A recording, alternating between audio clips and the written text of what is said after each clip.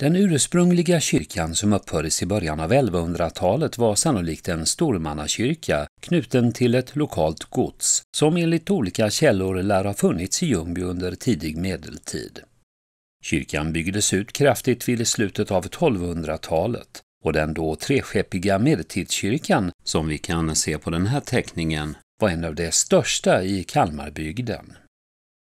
Ljungby var sedan 1600-talet prebendepastorat åt teologilektorer vid gymnasiet i Kalmar och från 1830 för Kalmar stifts biskopar. Det innebar att dessa var kyrkoherdar i församlingen vid sidan om sin ordinarie tjänst och uppbar löneförmån från pastoratet. Några av biskoparna bodde dessutom på Ljungby prästgård.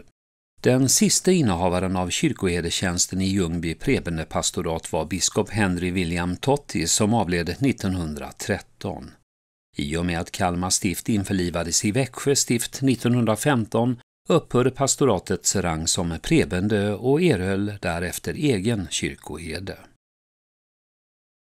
Kyrkan har genomgått flera om- och tillbyggnader, bland annat efter att kyrkan eldhärjades både i mitten av 1600- och 1700-talet. Efter ett åsknedslag 1752 byggdes kyrkan om grundligt, och när biskop Carl Gustav Schröder den 1 advent 1767 återinvigde kyrkan var det i stort sett en nästan ny kyrka som stod färdig. Nästan 100 år senare genomgick kyrkan ännu en omfattande renovering under ledning av den skånske professorn och domkyrkoarkitekten Carl Georg Brunius, och då tillkom kyrktornet som ersatte en klockstapel från slutet av 1500-talet. Carl Georg Brunius, som bland annat hade lett ombyggnader av både Lunds och Växjö domkyrkor, hyste ett stort intresse för medeltidens arkitektur och blev pionjär för den medeltidsinspirerade byggnadskonsten. Här i Ljungby kyrka kom detta till uttryck genom att såväl tornet som långhuset och koret försågs med trappgavlar. Även domkyrkan i Växjö fick trappgavlar som dock togs bort i slutet av 1950-talet. Här lät Brunius bland annat också ta bort och sätta igen den gamla sydgotiska portalen i söder. Den återuppbyggdes och togs fram när kyrkan renoverades 1928. Vid en renovering 1988 ledd av arkitekterna Lennart Arvidsson och Ivar Pettersson förändrades Ljungby kyrkas interiör genom att det stora koret omvandlades till en lillkyrka. I koret finns ett gravmonument över kyrkoherden Andreas Bäckström och dennes hustru Ermentia Britta Maria för Hoppenstedt samt deras 3 barn. 2 porträtt av paret Bäckström finns i kyrkan. Ermentia var en mycket stor gods- och bruksägare och ansågs när hon dog 1807 vara en av landets rikaste kvinnor. Hon sades ha haft ett gott hjärta och skapade bland annat Sockenmagasinet. I koret finns 2 skulpturer som troligen är delar från en äldre altaruppsats utförd i mitten av 1700-talet av Jonas Berggren, föreställande Moses med lagtavlorna och den samariska kvinnan med vattenkrukan som det berättas om i Johannesevangeliet.